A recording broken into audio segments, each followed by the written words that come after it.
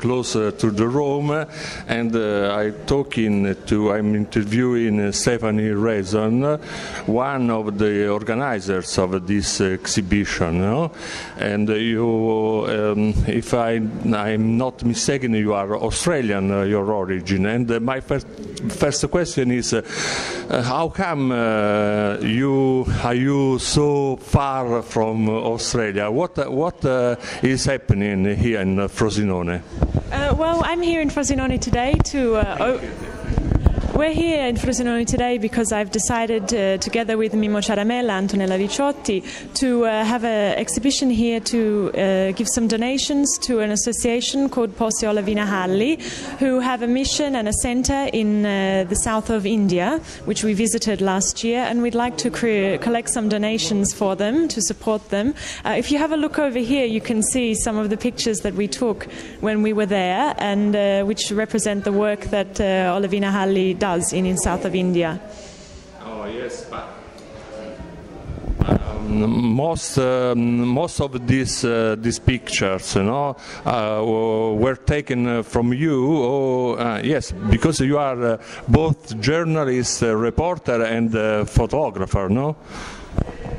No, actually, I'm not a photographer at all. The camera that I used, I can show it to you. It's just a very simple digital camera, which I managed to take just a normal, what I thought were snapshots during my trip in India. But India, it really touches you, and looking at the photos when I came back to Italy, I realized that there were some shots that were quite interesting, and showing them to other people, they also thought that the photos were interesting. So I thought I could combine with the photos a reportage, because I'm a journalist, I write for online and I work in radio. So I wanted to create some reportage to put next to the pictures, to really talk about India today, to talk about some of the issues and some of the things that I read about or things that I saw during my 6-month trip in India. It is not possible to comment every picture of this exhibition, because there are many. But we could do a little tour, no? And you can show me the 3 or 4, in your opinion, most representative of this picture, and comment them. Okay, okay. Let's start here. Okay. Okay, well, this picture here is of Majwantha, and he's blind, and he also suffers from leprosy. And he recognized straight away when we were visiting Alla Viinahalli, he recognized straight away the gentle footsteps of Suor Gabriela. And when the two of them met, when she took his hand that you can see is clearly been eaten away and affected by the leprosy, she took his hand, and you could really feel this sense of love between the two of them.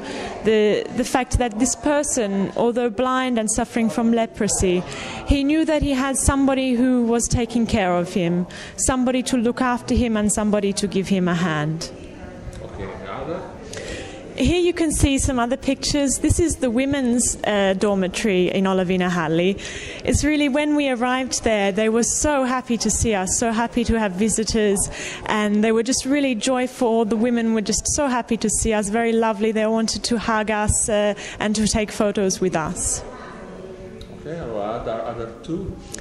Yes, okay. Yeah, okay, let's go and have a look over here, because there's some pictures really interesting. One of the pictures is this one here.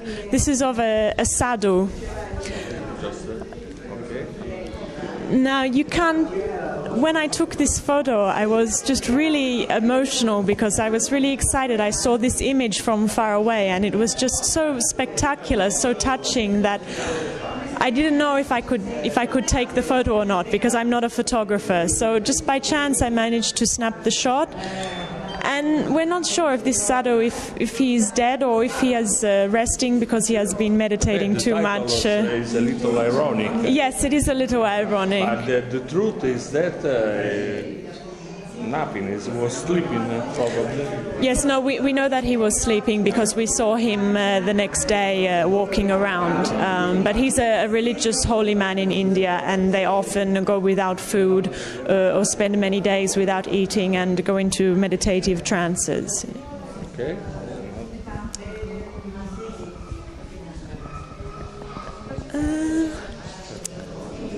This is a picture of a family, quite a large family. We met this family in a place called Pushkar, and I went to visit them many times. The family makes swords to earn a living traditionally, and the family lives in this one-room hut with a plastic roof. They're quite poor, but they have a television set and they had 2 mobile phones. And the girl in the back with the red shawl on, the red scarf and the red lipstick, she's 12 years old. Her name is Reshma. She isn't allowed to leave the house. She doesn't go to school. Her father wants her to stay inside because he's worried that being such a beautiful girl, something might happen to her. She could be kidnapped, she could be raped, and her father wants to make sure that his daughter her virginity is preserved so that in a couple of years' time she can be married off and she will leave the family. Her father didn't even want her to be photographed, but on this one day we went to visit them and the father was at work, and Reshma insisted that we took a lot of photos of her. She put on lots of red lipstick and a nice bright scarf, and she borrowed our sunglasses and insisted that we took a photo of her with the rest of the family. But I see that on the screen there is a film. Yes, this is a film. Okay, this is a film about the life of Suor Amelia Cimolino.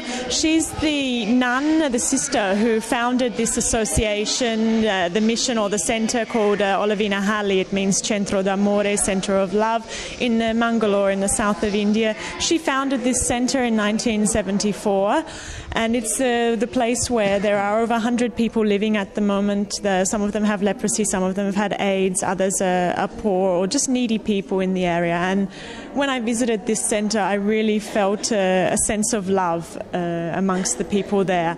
And you could see even between all of the sisters, they are all local people, they all speak the local dialect. You could tell that the people were really looked after.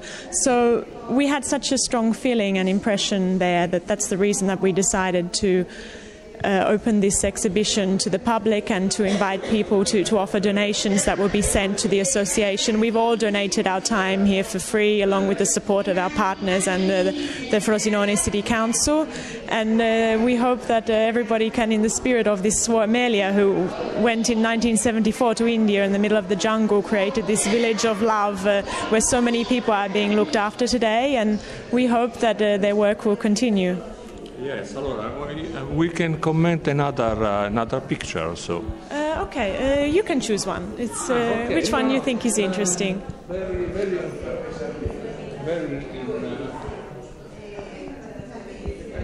This one is really very. Was taken from you. This, yes, I took this picture. No, from a technical point of view, it's because of the images, the colors. This picture, apart from the subject, struck me because of the technical particulars, the definition of the images. Did you use some particular technique of taking the pictures, or with Photoshop? Nothing at all.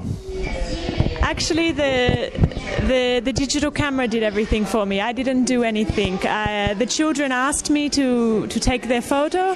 They stood up against the wall by themselves, and I simply snapped the shot. It's just was luck, and the reason they have some toys with them is because another charity goes into this very small fishing village. It's a fishing village near Puri. It's where the immigrants from another region of another region of India moved up to this town called Puri. They live in a very quite poor conditions in, I guess, more slums style housing and a very small village. And these children are assisted by another charity who is able to send one child from each each family to school, and that's why they have the toys as well. They've been bought by, taken or given to them by the charity who goes once a year to visit them. And these children, they saw me, they recognized me as a foreigner with a camera, and they wanted me to take their picture. So the colors are original, real? Yes, yeah, the colors are real, and that is the thing about India is just amazing. I mean, you can see from all of the sarongs that we have hung up around here, these are the colors of India.